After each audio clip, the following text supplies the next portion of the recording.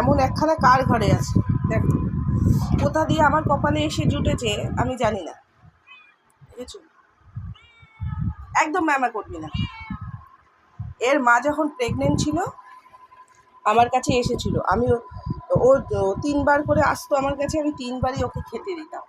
তারপরে ইনি এলেন। ইনি যখন আরও ছোট ছিলেন তখন ঘরে আসতো না। এই ইদানিং মাসখানেক ধরে মানে কি জ্বালায় দেখো। এই দেখো দুধ ভাত দিয়ে রেখেছি, নিজে দুধ খাই না, এর জন্য আমাকে দুধ আনতে হয়। দেখো দুধ ভাত দিয়ে রেখেছি, মুখেও তোলে না। মাছ ভাত দেবো, ইচ্ছা হলে খায়, নালে খায় না। ওকে শুধু নিমকি ভাজা খাওয়াও, আর আমার এই পায়ে পায়ে পায়ে পায়ে শুধু ঘুরে বেড়ায়, শুধু পায়ে পায়ে ঘুরে বেড়ায়। আমাকে কাজ করতে দেয় না, হাঁটতে দেয় না, শুধু পায়ের আগায় আগায় থাকবে। 2 দিন পড়েছে চাপা, পায়ে চাপা পড়েছে, তাও লজ্জা হয় না। তারপরেও ঠিক এরম পায়ে পায়ে ঘুরে বেড়াবে, আমার একটু হাঁটতেই দেবে না, কাজ করতে দেবে না। ওই জন্য সবসময় পায়ের মাথায় মাথায় মাথায় মাথায় থাকি। যা বাইরে যা, বাইরে যা, আমার তোকে দরকার নেই, যা যা।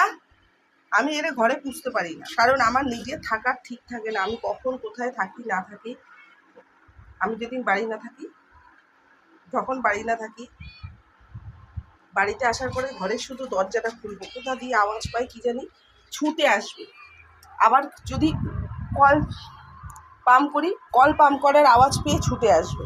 এই এদিকে আয়, তোকে বলছি, তোকে বলছি, শুনতে পাচ্ছিস? এই তো এদিকে আয়। দেখেছো কিরম করে? লাঠি ধরলে শুয়ে পড়বে। এনে ভাত খা, এই যে ভাত দিয়েছি, ভাত খা, ভাত খা, ভাত খা, খা।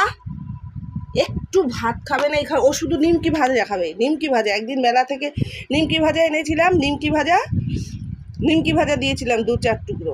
সেই নিমকি ভাজা খাওয়ার পর দিয়ে এখন নিমকি ভাজা ছাড়া আর কিছু খাবে না ও। মুড়ি দিলে খায় না, বিস্কুট খায় না, ভাত দিলে ইচ্ছে খেয়াল খুশি খায়, আর এরম সারাদিন আমায় জ্বালায়। এ কার বাড়িতে এরম আছে, এরম দুষ্টু? মারবো না একটা।